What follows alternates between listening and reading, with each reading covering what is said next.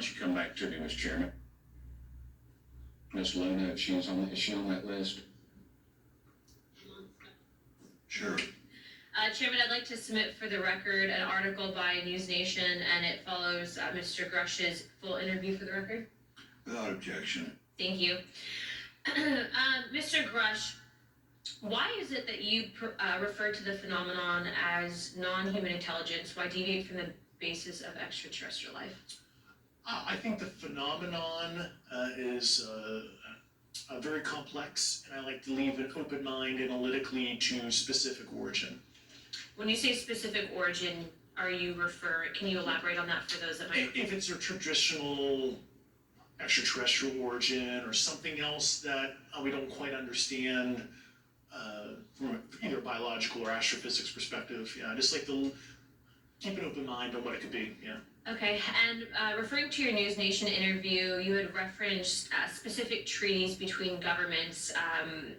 Article 3 of the Nuclear Arms Treaty with Russia identifies UAPs. It specifically mentions them.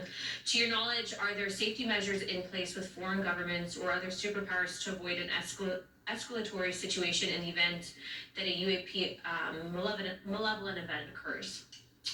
Yeah, you're referring to actual public treaty in the UN Register. It's funny you mention that. Yeah, the Agreement on Measures to Reduce the Risk of Outbreak of Nuclear War signed in 1971. Unclassified treaty, publicly available.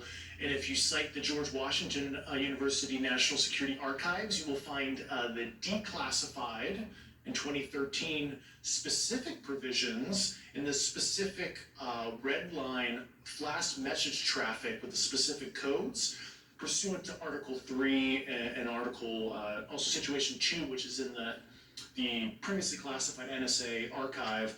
What I would recommend, and I tried to get access, but I got a wall of silence at the White House, was those specific incidents when those message traffic was used. I think some scholarship on that would open the door to a further investigation using those publicly available information. Thank you. And then my last question with 51 seconds remaining.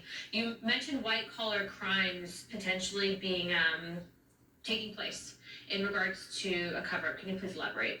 I have concerns based on the interviews I conducted under my official duties of potential violations of the federal acquisition regulations, the FAR. Thank you very much. Chairman, I yield the remainder of my time. Okay, we'll go to Mr. Raskin for 3 minutes.